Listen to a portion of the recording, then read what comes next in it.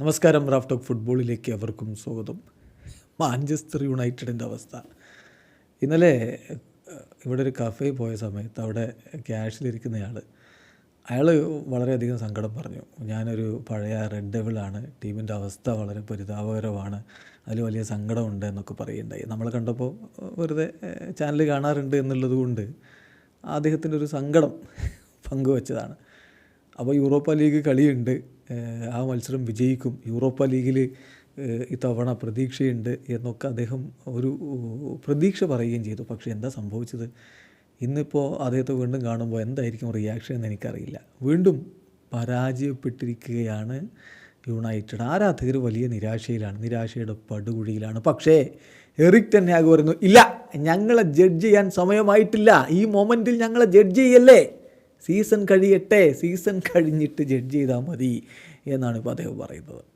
ഇന്നലത്തെ ഒരു അവസ്ഥ, 2-0 കളി 21 മിനിറ്റ് ആകുമ്പോഴേക്കും ലീഡെടുത്തിട്ട് പിന്നെ ആ കളി സമനിലയാക്കാൻ അവസാന നിമിഷം വരെ കാത്തിരിക്കേണ്ട ഒരു അവസ്ഥയിലേക്ക് പോയല്ലോ.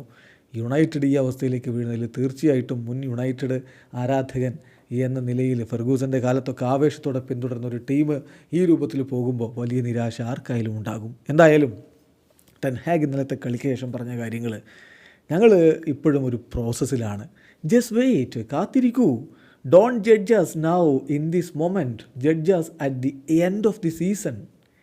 ഈ നിമിഷം നിങ്ങൾ ജഡ്ജ് ചെയ്യല്ലേ, സീസണിൻ്റെ അവസാനത്തിൽ ജഡ്ജ് ചെയ്താൽ മതി എന്നാണ് അദ്ദേഹം പറയുന്നത്. ഇനി സീസൺ അവസാനമാകുമ്പോൾ ജഡ്ജ് ചെയ്യാൻ ടെൻ ഹാഗ് അവിടെ കാണുമെന്നുള്ളത് കണ്ടറിയണം. ഇപ്പോൾ അറിയാമോ യൂറോപ്പ ലീഗിൽ യുണൈറ്റഡ് എത്രാം സ്ഥാനത്താണെന്ന്? 21ാം സ്ഥാനത്താണ്. ഇനി അതൊന്നുമല്ല, യുണൈറ്റഡിൻ്റെ അവസാനത്തെ 10 യൂറോപ്യൻ കോമ്പറ്റീഷനുകളിലെ ഗെയിംസിൻ്റെ റിസൾട്ട് എന്താ?